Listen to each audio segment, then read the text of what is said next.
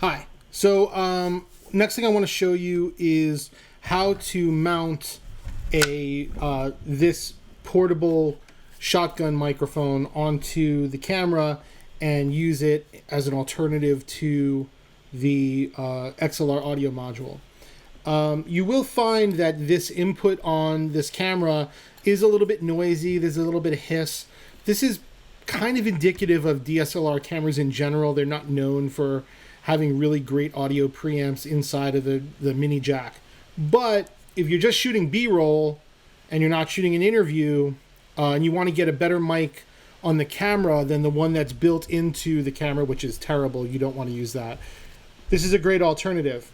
And we're going to talk a little bit about it. So the microphone mounts onto the XC15 in the cold shoe, just like the audio module does. Slide it in, and then you tighten down the threaded tension, and now the microphone is mounted onto the camera. The mic connects to the camera in the 3.5 millimeter jack that's on the side of the camera, which I'm going to show you right now. So here is the 3.5 mil connection, and I'm going to uncover the door here that says mic, right there, mic, and pull it to the side. I'm not going to yank it. I'll pull this out of here because it'll break, but I am going to hold it to the side, right, as I hold the camera. And then here is the 3.5 millimeter jack connection. There's the plug. It's going to go in just like a headphone jack, right? That is not a headphone output. The headphone output is on this side of the camera next to the battery grip, right? So if I pull this up, this little rubber cover, it will uncover the headphone jack. I'm sure it'll just be a matter of time before these covers break or get lost, but let's do our best for now to preserve that. All right. So I've plugged in the microphone into the camera. I want to talk a little bit about the controls here on the side of the microphone. So this microphone, here's a windscreen, comes on the microphone. I'll just pull that off. So you'll notice that the microphone has some switches on it. Now, one of the things you're going to notice first about this camera, about this microphone, is that the on-off switch is in the on position. What that means is that whomever put this microphone on the shelf in the equipment room did so with the power on, which means that the AA battery that's inside of this microphone will be dead, because the microphone was stored on the shelf with the battery in it and in the on position. So the battery is going to be dead. So I am going to remove this battery.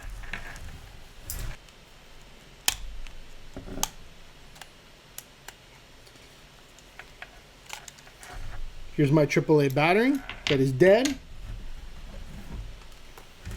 Here are my AAA batteries that I bought at Home Depot on sale. We'll put a new battery in. Right there, spring is inside. There's the diagram of which way to put the battery in. Just like that.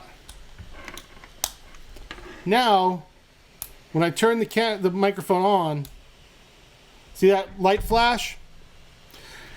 That means that the battery is getting power. We'll plug it back into the camera here.